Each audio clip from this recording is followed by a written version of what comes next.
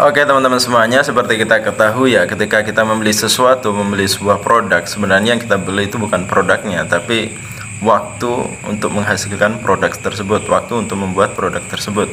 Jadi ketika kita ingin makanan cepat saji agar waktu kerja kita tidak terganggu, maka kita membeli makanan yang siap dihidangkan di depan meja kita. Contohnya nasi bakar barangkali gitu ya.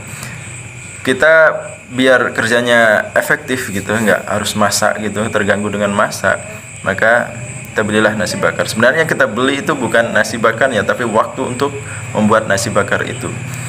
Jadi mulai dari belanja, terus iris-iris, terus membuat bahan, terus sampai matang, terus dibakar, terus sampai diantar di depan meja kita gitu.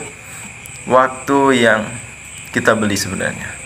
Jadi daripada waktu kita kerja dihabiskan untuk masak gitu, kerjanya jadi semrawut, terbengkalai gitu.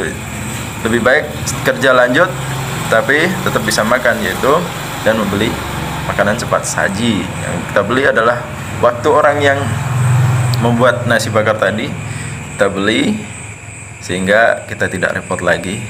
Kerja kita tidak terganggu oleh waktu masak. Terus contoh berikutnya, ketika kita menginginkan sesuatu, kita membeli sesuatu, bahwa yang kita beli itu bukan barangnya atau produknya, tapi waktunya. Contoh, inilah produk yang paling disukai banyak orang, yaitu sambal.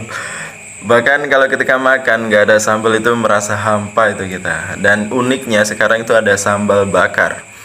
Sambal yang kita rasakan itu, rasanya itu tidak akan kita dapatkan di sambal yang lain. Ada keunikan khas bakarannya gitu.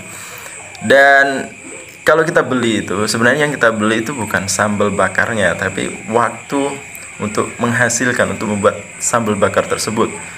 Dan sama tadi, mulai dari belanjanya, terus iris-irisnya, sampai goreng-gorengnya, terus diulek. Karena nggak di blender ya, biar cita rasanya khas gitu.